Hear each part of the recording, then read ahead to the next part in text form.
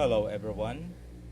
This is Professor Herbert, and in this short lecture, I will attempt to explain one of the key reasons why achieving peace and cooperation among nation states remain difficult in our contemporary world. To help us understand this problem, I will introduce a concept from the game theory known as the prisoner's dilemma. This model illustrates how rational actors, even when cooperation would benefit them both, may still choose actions that lead to conflict or mistrust. We will then examine how this dilemma helps explain the perspectives of two major theories in international relations, namely realism and liberalism. Let us begin by understanding what the prisoner's dilemma is. The prisoner's dilemma is a classic model in game theory, which is a field of study that analyzes how rational actors make decisions when their outcomes depend on the choice of others. What makes the prisoner's dilemma particularly important is that it shows a paradox in decision making.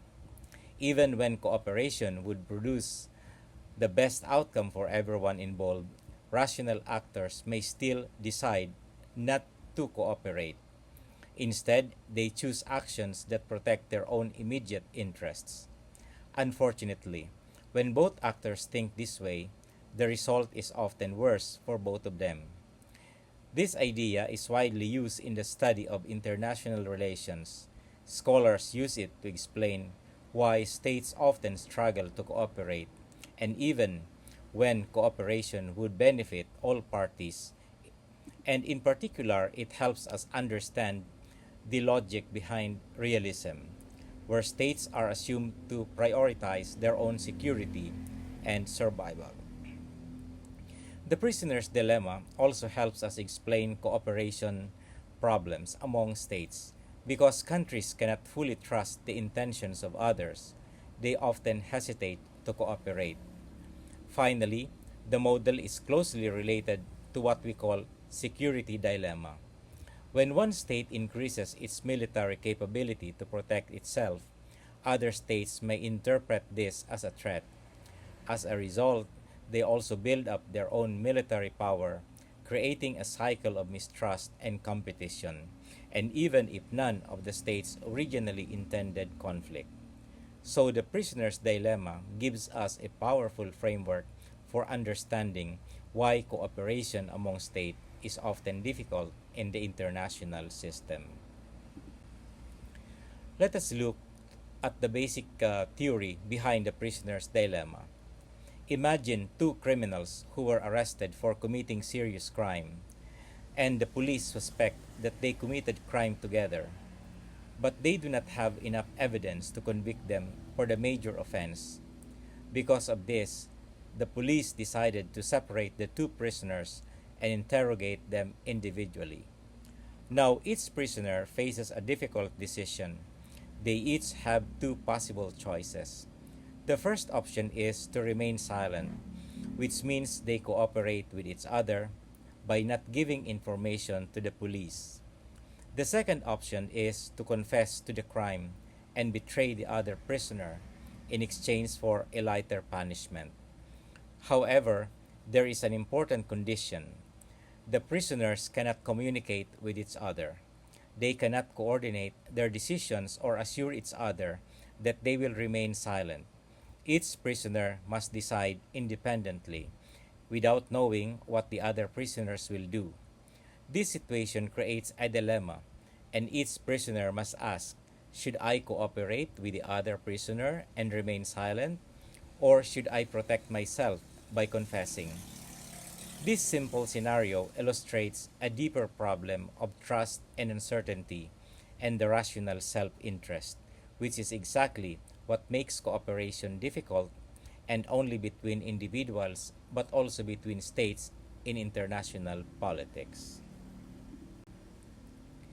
Now, let us examine the possible outcomes of the prisoner's dilemma in this situation. The final result depends on the choices made by both prisoners. First scenario. Both prisoners remain silent. If prisoner A and prisoner B both decides not to confess, they effectively cooperate with each other. Because the police still lacks strong evidence, each prisoner receives only 1 year in prison. This is actually the best collective outcome for both of them. The second scenario, prisoner A confesses while prisoner B remains silent. In this case, prisoner A betrays B and cooperates with the police. As a reward, prisoner A goes free while prisoner B receives 10-year reward. Now, prisoner A goes free while prisoner B receives 10 years in prison. And clearly, this is the best outcome for A individually, but the worst outcome for B. Now, here is the third scenario. Prisoner A remains silent while prisoner B confesses. This is simply the reverse of the previous case. Here, prisoner B goes free while prisoner A receives 10 years in prison. Now, the fourth scenario. Both prisoners confess. If both decide to betray each other, the police obtain enough evidence against them. As a result, each prisoner receives 5 years in prison. And now, here is the key insight to the prisoner's dilemma.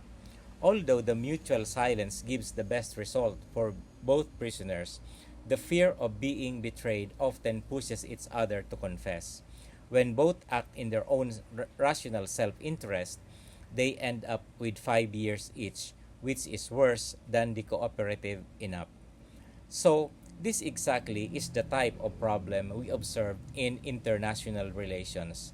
States may know that cooperation would benefit everyone, but because they fear being exploited by the others, they often choose strategies that produce a less optimal outcome for all. Now, we arrive at the central idea of the prisoner's dilemma, which explains why this situation becomes a dilemma. Let us look at the problem from the perspective of each prisoner individually. Each prisoner tries to think rationally about what the other person might do. First, suppose the other prisoner remains silent. In that case, the best decision is to confess, because confessing would allow the prisoner to go free while the other receives 10 years in prison. But now consider the second possibility. Suppose the other prisoner confess, and if that happens, remaining silent would lead to 10 years in prison, while confessing would reduce the prisoner's punishment to 5 years. So, in both situations, whether the other prisoner stays silent or confessing appears to be the safer and more rational strategy. As a result, both prisoners are likely to reach the same conclusion. They both decide to confess. However, when both confess, the outcome becomes worse for both of them. Instead of receiving 1 year each, which would have happened if they had both remained silent, they each receive 5 years in prison. And this is the essence of the dilemma. Rational decision made in self-interest can produce outcomes that are worse for everyone involved. This simple logic helps us understand many situations in international politics, where states acting rationally to protect their own interests may unintentionally create conflict or mistrust, and even when cooperation would benefit all parties. Now, let us reflect on the logic of the prisoner's dilemma, because this is where the most important insight lies. The key insight is that individual rationality can lead to collective irrationality. Each prisoner behaves rationally from their own perspective. They try to minimize their own punishment and protect themselves from the risk of betrayal. When they think through the possible outcomes, confessing appears to be the safest choice. However, when both prisoners follow this rational logic, the first result becomes worse for both of them. Instead of receiving 1 year in prison, they each receive 5 years. In other words, each actor tries to protect their own interest, but when both do the same thing, the results harm both of them. So this paradox helps us understand many real-world situations in politics, in economics, and international relations. Actors often behave rationally according to their own interests. Yet, when everyone acts this way out without trust or coordination, the collective outcome may become inefficient, conflictual, or even destructive. This is why the prisoner's dilemma is so important in international relations, and it explains why states that seek security and advantage may unintentionally create rivalry, mistrust, and conflict, and even when cooperation would produce better results for everyone. Now, let us apply the logic of the prisoner's dilemma to international relations. The international system is composed of sovereign states, and unlike domestic society, there is no central authority that can fully enforce rules or guarantee trust among them. Because of this condition, states must constantly think about their own security and survival. The prisoner's dilemma helps explain why states often struggle to cooperate. And even when cooperation would benefit everyone involved, for example, two countries might benefit if they both reduce military spending and focus on economic development. However, each country fears that the other might cheat by secretly strengthening its military while the others reduces its defenses. Because of this fear, both countries may decide to continue building their own military service. Let us now consider a concrete example of how the logic of the prisoner's dilemma operates in international relations, and our example will underscore the arms race.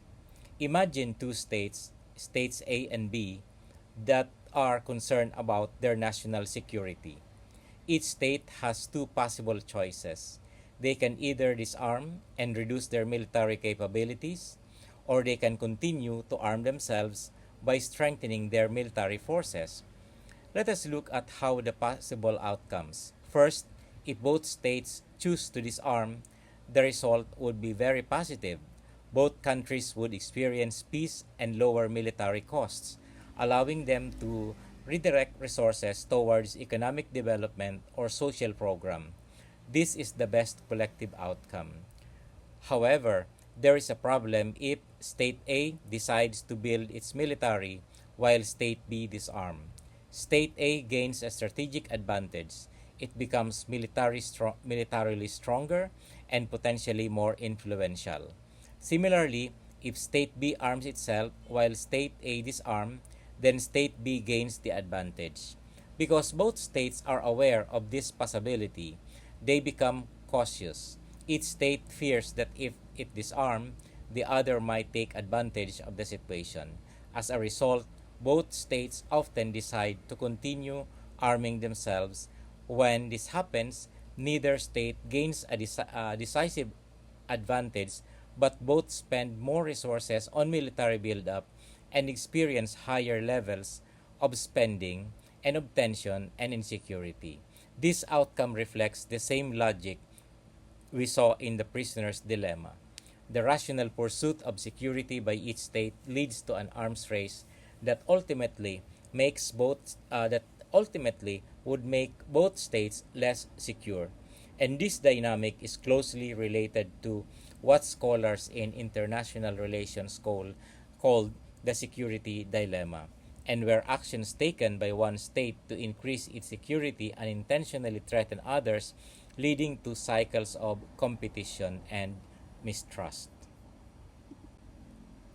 Now, let us examine how the logic of the prisoner's dilemma relates to realism, one of the major theories in international relations. The prisoner's dilemma strongly supports several key assumptions of realism. First, it illustrates that states cannot fully trust each other. Just like the prisoner's dilemma, states are uncertain about the intention of others, even if cooperation appears beneficial. There is always the possibility that another state might take advantage of the situation. Second, Realism argues that each state must prioritize its own survival.